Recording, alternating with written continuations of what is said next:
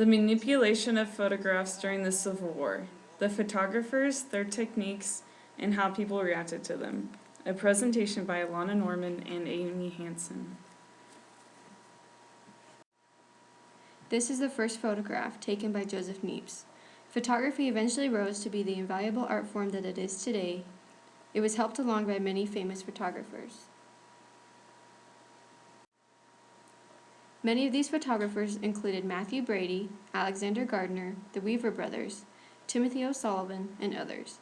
These photographers were headed by Matthew Brady in their endeavors to photograph the Civil War. With Abraham Lincoln's permission, Brady set up a team to embark on this photographic journey. With this combined effort, the photographers during this time, and not just Brady's team, took thousands of photographs of the Civil War whose subjects included Lincoln, Grant, African American soldiers, soldiers in general, both dead and alive, and the devastated landscapes that resulted from the destruction of the Civil War. Actual action scenes were never captured because the camera equipment of that time was not sophisticated enough. The very first permanent photograph was taken by Joseph Niepce in 1826, which commenced the wave of photography. It was a brand new art form and emerged as an intense new way to depict the world. Matthew Brady was already an established photographer and owned 2 galleries in the Washington, D.C. area. He is most widely known for his portraits, especially of Abraham Lincoln. His first photograph from the Civil War contained gruesome imagery, similar to Gardner in subject matter. But his patrons did not like those photographs very much, so he stopped taking pictures of carnage, and instead would take pictures of the battlefield either before or a good month after the actual conflict. Alexander Gardner was born in 1821 in Scotland and died in 1882 in Washington, D.C. When he was 14 years old, he became a jeweler's apprentice, and then later, after his family immigrated to the United States in 1856, he became an assistant to Matthew Brady.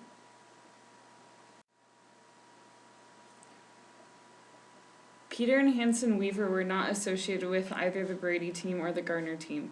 They have gained their fame in Civil War photography because they used live soldiers to pose as dead ones. This will be discussed more in depth later on in the presentation. Timothy O'Sullivan is Gardner's most famous assistant, and thus photo credits get mixed up between the two of them, which is quite confusing. This is because one of them would usually produce the negative and the other would print the image, and vice versa. So there never really is any clarification regarding who actually produced the image. All of these photographers manipulated their photographs, such as moving around the subject, using props, to make their photographs move, to be more aesthetically pleasing and to increase the dramatic effect. Here are some examples of the photographic manipulation. This photograph is called Home of a Rebel Sharpshooter and was taken by Alexander Gardner. Gardner manipulated this photograph to make it more gruesome than it originally was. He moved the body and positioned it to better fit his needs. The rifle propped up on the rocks came from Gardner's prop supply and is actually not the kind of rifle a sharpshooter would normally use. This corpse also was used in another one of Gardner's photographs, as can be seen on the next slide.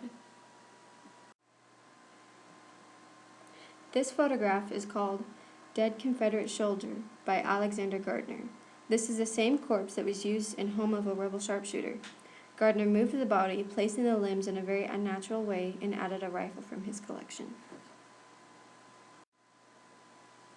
Evidence that Brady manipulated his photographs is seen in this picture entitled The Battle of Antietam.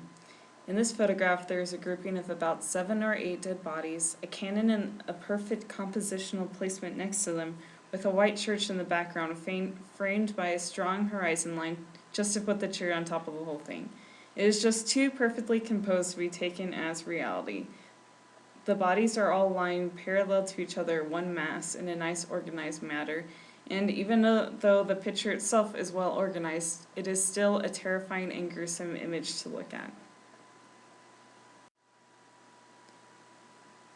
Instead of moving corpses around in order to portray their desired effect, the weavers used live people to pose as dead people. This is seen in comparing several other photographs taken shortly after the war at Gettysburg. In this first image, there are a few men lying on their backs with their arms sprawled out around them, but there is no blood and they are all in the same position, which is not very plausible, and they just don't look dead. This is the same photograph as the previous one in regards to composition, location, and time, yet there's a significant difference between them. Some of the dead soldiers are gone. Of course, it can be speculated that they simply moved the dead bodies, but with more research, scholars have discovered photographs from later on during that day where the quote-unquote dead soldiers are walking around. And since it's impossible for dead people to walk around, it has been concluded with certainty that the soldiers are in fact alive and posing as dead ones. This is a comparison of the two photographs.